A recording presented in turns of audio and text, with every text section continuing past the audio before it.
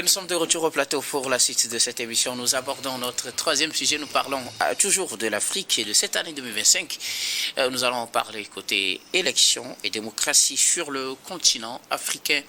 Cette année 2025 a été marquée par certaines élections et certains faits en matière de démocratie sur le continent. Plusieurs pays ont fait parler d'eux, soit positivement, soit négativement en matière de démocratie et de respect des droits de l'homme, mais aussi en matière d'élections. Pour les élections, nous allons parler de la Côte d'Ivoire avec le RHDP qui a remporté la présidentielle, mais aussi les législatives dont les résultats sont prononcés sont proclamés plutôt ces derniers jours. Pour la présidentielle, c'est 89% qui a permis au président Alassane Ouattara de briguer un quatrième mandat à la tête de la Côte d'Ivoire.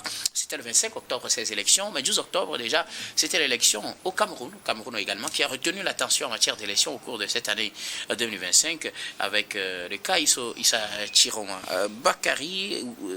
Le président Paul Biya l'a emporté avec 53,66%. Élection en matière dans un climat de contestation. Nous parlerons également de la Tanzanie qui s'est illustrée avec ces élections qui ont permis à la présidente Samia Suluhu Hassan de se faire reconduire avec un score, imaginez, 97,6%. Avec beaucoup de morts. Avec bien sûr beaucoup de morts. Et puis, élection encore sur le continent cette année, et la Guinée, dont on parle toujours dans cette émission. 86,7%, c'est le score déclaré pour Mamadi Doumbouya à l'issue de ces élections de ce dimanche. Nous en parlons avec nos invités. L'Afrique en 2025, élections et démocratie. Pasteur Rido. Oui, élections et démocratie en Afrique en 2025. Il y a beaucoup de choses, beaucoup de leçons à tirer. Il y a beaucoup des élections qui ont été organisées. Mais il faut replacer la démocratie dans son contexte originel. Quand on dit démocratie, gouvernement du peuple, par le peuple et pour le peuple. C'est la définition terre à terre, hein, la définition basique, hein, qu'on peut comprendre de la démocratie, c'est la définition. Alors, est-ce que réellement ce système est universel, c'est-à-dire est valable partout? Parce qu'on a l'impression qu'il y a une démocratie occidentale et une démocratie en Afrique. Ou bien nous n'avons pas appris la leçon, ou bien nous ne voulons pas apprendre la leçon de la démocratie. Parce que quand on parle de la démocratie, c'est le meilleur système de gouvernance que nous avons en principe. Jusqu'au jour, à l'heure où je vous parle, c'est le meilleur. À l'heure où je vous parle, c'est le meilleur. Parce qu'on dit gouvernement du peuple, par le peuple et pour le peuple. Donc on met le peuple au centre. Il n'y a pas autre système, que ça. Il n'y a pas autre système que ça. Mais malheureusement, les intellectuels africains ont donné une autre orientation à la démocratie. Les professeurs surtout, ceux qui viennent au pouvoir, la plupart sont des professeurs, des personnes, des intellectuels, mais qui sont là, mais qui n'arrivent pas à pratiquer la démocratie en tant que telle.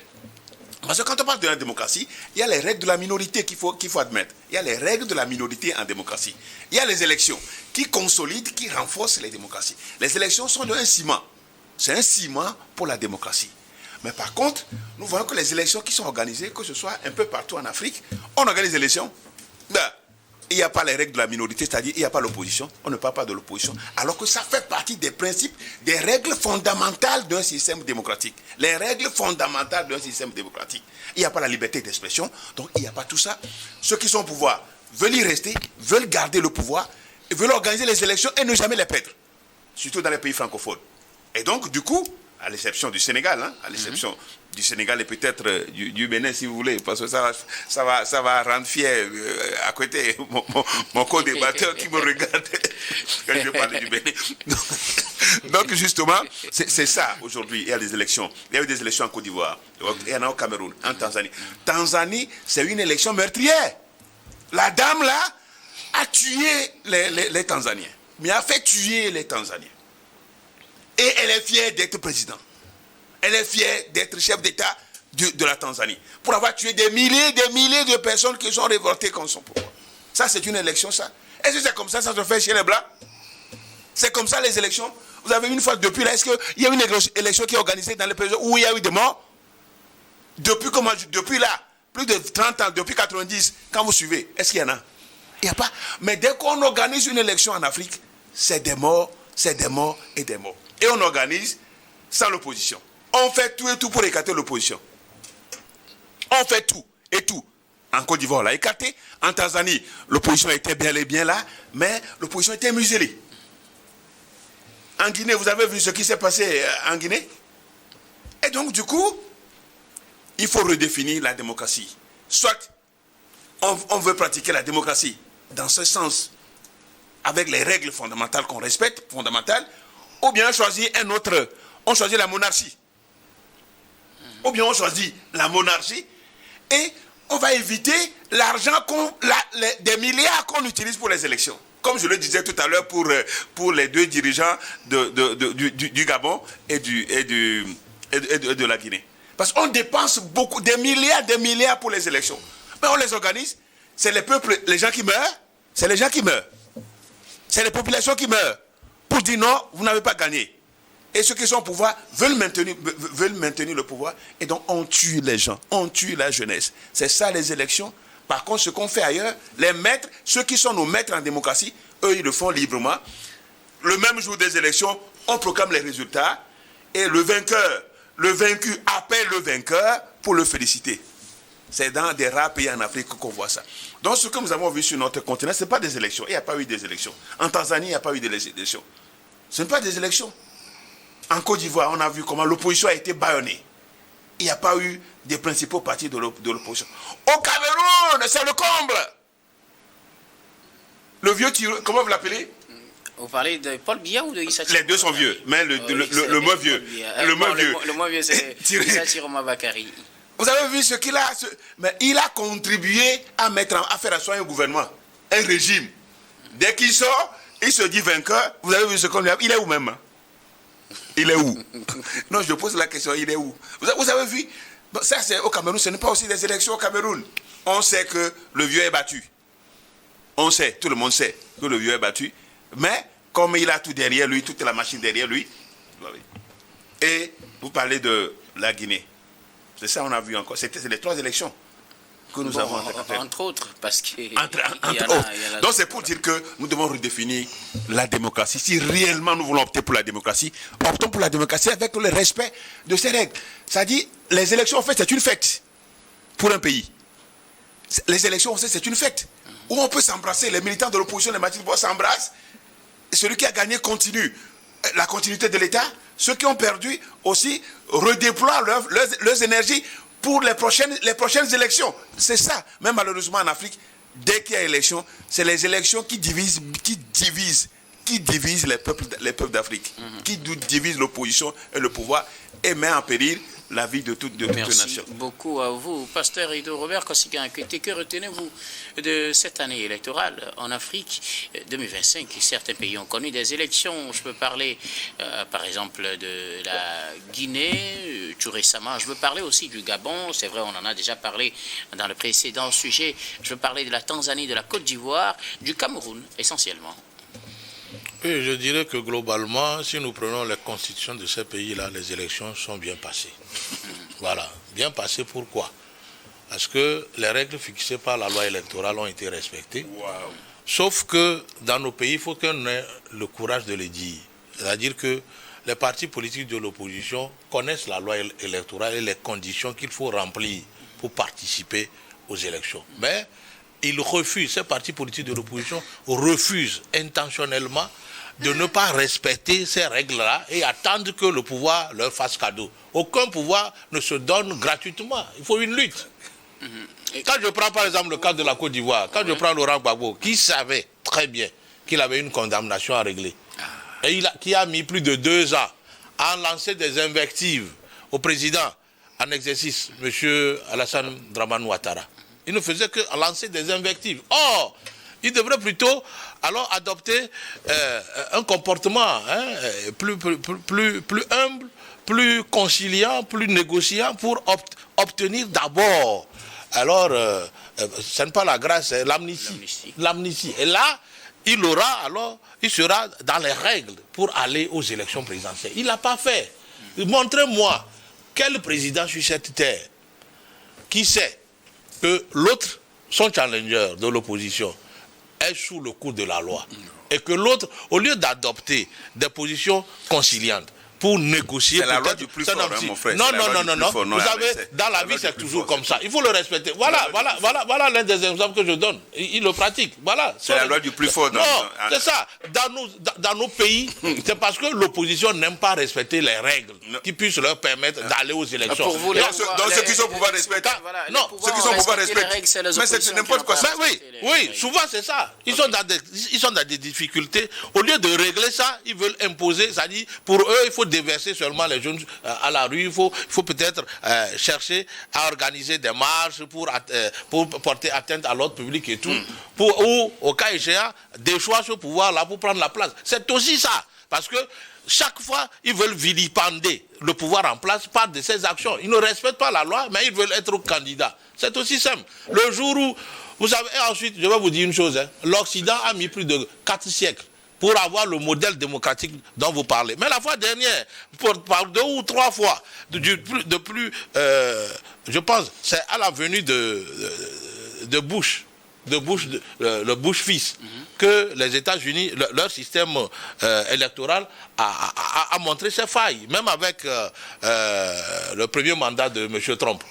M. Trump aussi a décrit alors le modèle de vote. La démocratie n'est pas parfaite. Maintenant, pourquoi vous voulez que la démocratie africaine soit parfaite? Non, personne ne faudrait que... Écoutez, avant que...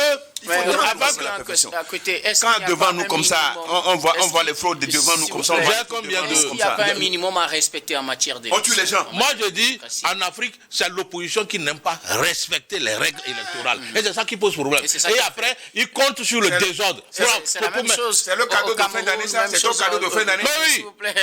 Oui. C'est la même chose au Cameroun, en Côte d'Ivoire, en Tanzanie. En Côte d'Ivoire. Non, écoutez-moi. Non, je fais cas par cas. Ok, allons-y. Voilà. Au Cameroun, ouais. Ça, je n'ai pas les tenants et les aboutissants, je ne peux pas élaborer dessus. Mais en Côte d'Ivoire, c'est l'opposition qui a refusé de respecter les règles qui doivent lui permettre de se faire représenter aux élections présidentielles. Maintenant, en Tanzanie, je pense que la dame, elle a fait un passage en force pour remplacer le président défunt, parce qu'elle a eu déjà goût de la présidence. C'était constitutionnel. Elle a pris le pouvoir constitutionnellement. Je le vois, ok. Parce que là, bon, ok. Ouais, comme les instances qui doivent proclamer les résultats ont dit c'est elle qui a gagné, moi je respecte. Il faut marcher dans le sang. Je suis légaliste. Même si il faut le pouvoir dans le sang. Mais il y a la justice qui peut régler ça. Si tant est que elle est coupable. Toi, condamne d'abord. Toi, condamne d'abord en tant qu'être humain. Condamne d'abord. Non. Puisque même si je condamnais, on me demandait. Non, condamne d'abord. Elle a pas tué les gens. Maintenant, en Guinée. Non, écoutez, c'est lui qui m'a fait perdre le temps. En Guinée, Mamadou Doumbouya, j'ai dit, c'est un merci pour la Guinée. Il faudrait que les Guinéens l'aident à aller plus en avant, avec toutes les bonnes idées qu'il a sur la reconstruction de la Guinée de Sékou Touré. C'est très important. Merci beaucoup. Voilà. À vous, Robert Kossigan, à côté, c'est toujours un plaisir de vous avoir sur ce plateau. Credo TT, élection en 2025, une année électorale à certains égards pour le continent. On va parler de quelques élections. Il y a eu le Gabon, il y a eu la Côte d'Ivoire, il y a eu la Guinée, il y a eu la Tanzanie, il y a eu le Cameroun, pour ne citer que cela.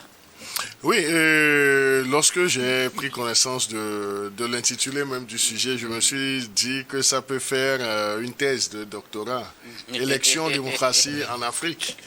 Élection, démocratie en Afrique. Vous savez, la démocratie en Afrique balbutie. Ayons le courage de l'affirmer, ça balbutie et puis les responsabilités sont situées, les torts sont partagés, aussi bien par les systèmes politiques en place que par la classe politique de l'opposition, parce que chacun veut tirer le drap de son côté, que des fois il y a de la mauvaise foi, de la mauvaise volonté de part et d'autre. Donc il va falloir que nous puissions avoir la juste mesure de la situation. Mais moi, je voudrais dire, en Afrique, c'est pas la démocratie qui est un problème, mais c'est plutôt la compréhension même de l'essence d'une démocratie. Qu'est-ce que c'est qu'une démocratie?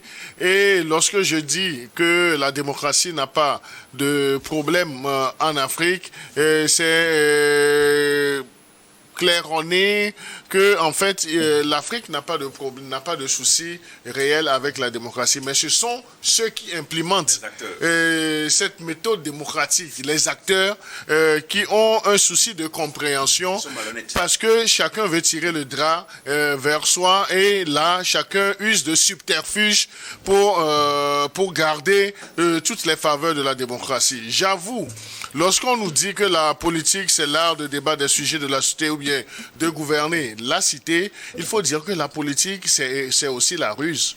C'est aussi la ruse. Et la politique, lorsqu'on s'engage en politique, on doit se départir de tout ce qui est dogme, de tout ce qui est religion, de tout ce qui est évangile, de tout ce qui est prophétie. Donc là, il va falloir qu'on se rende à l'évidence que lorsqu'on va sur un terrain politique, on y va pour recevoir des coups et savoir aussi en donner avec élégance pour essayer de faire pencher la mayonnaise de son côté. Et c'est là où je voudrais interroger la pratique même ou bien le vécu de la démocratie dans nos États africains. Donc c'est là où ça laisse à désirer. Et lorsque je parlais de part et d'autre là, c'est que il va falloir chercher le juste milieu pour ne pas essayer de jeter de l'anathème de l'opprobre sur une partie par rapport à une autre. Maintenant, on doit questionner la méthodologie même africaine en matière d'exigence démocratique. Quelle est la méthodologie que nous mettons en place dans nos pays africains? On n'a même pas de méthodologie, donc on n'a pas de pratique. On pense que la démocratie suffit seulement à faire dans la dénonciation, dans les critiques, même des fois dans des critiques acerbes sans pour autant avoir le souci de construire. Et également, il y a un point très important lorsqu'on dit que nous avons une mauvaise compréhension de l'essence démocratique dans nos pays africains. Il faut interroger un tant soit peu le rôle des organisations de la société civile. Disons-nous, nous avons des organisations de la société civile qui tentent de faire leur boulot dans des conditions assez difficiles, mais la plupart de ces organisations de la société civile sont responsables dans nos pays de tout ce que nous avons comme problème en matière de démocratie. Parce que on voit certaines organisations qui sont arrimées à d'autres internationales qui ne sont que des caisses de résonance et qui ne tirent qu'un sens unique dans leur rapport. Donc il va falloir faire la part des choses et également privilégier le fait que lorsqu'on parle d'élection et de démocratie, il ne faut pas chercher à mettre de l'huile sur le feu. La démocratie, oui, nous devons pratiquer, nous devons exercer cette démocratie, mais nous devons également mettre les mécanismes idoines en place pour réussir nos élections en Afrique. Merci beaucoup à vous tous pour vos contributions. Nous allons marquer une nouvelle pause, puis on reviendra tout à l'heure pour la dernière partie de cette émission, dernière partie que nous allons bien évidemment consacrer au Togo.